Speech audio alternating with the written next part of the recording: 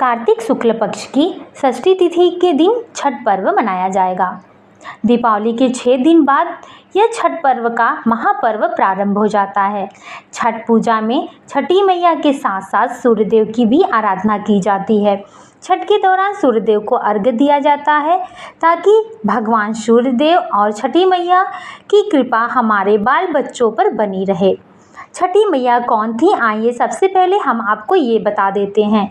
मार्कंडेय पुराण में बताया गया है कि सृष्टि की रचना करने वाली देवी प्रकृति ने अपने आप को 6 भागों में बांटा था। प्रकृति देवी का जो छठा भाग था वह सबसे महत्वपूर्ण माना जाता है। माँ के छठे स्वरूप को सर्वश्रेष्ठ मातृ देवी के रूप में जानते हैं, जो कि ब्रह्मा जी की मानस पुत्री हैं। मार्कंडेय पुराण में यह भी बताया गया है कि इनके छठे अंश को छठी मैया के नाम से जाना जाता है। ऐसी मान्यता है कि छठी मैया को सूर्यदेव की बहन माना जाता है।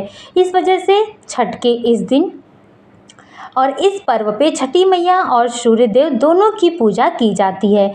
ऐसा कहा जाता है कि जब किसी नवजात बच्चे का जन्म होता है तो उसके बाद 6 महीने तक छठी मैया उस बच्चे के साथ रहती हैं और उस बच्चे की रक्षा करती हैं। इसी प्रकार छठ पर्व से जुड़ी एक पौराणिक कथा और है।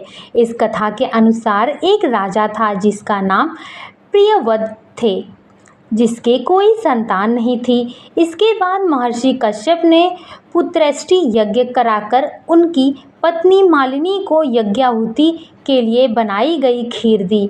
इस यज्ञ का प्रभाव से उन्हें संतान की प्राप्ति हुई, लेकिन वह मरी हुई थी। राजा प्रियव्रत बच्चे के वियोग में प्राण त्यागने लगे।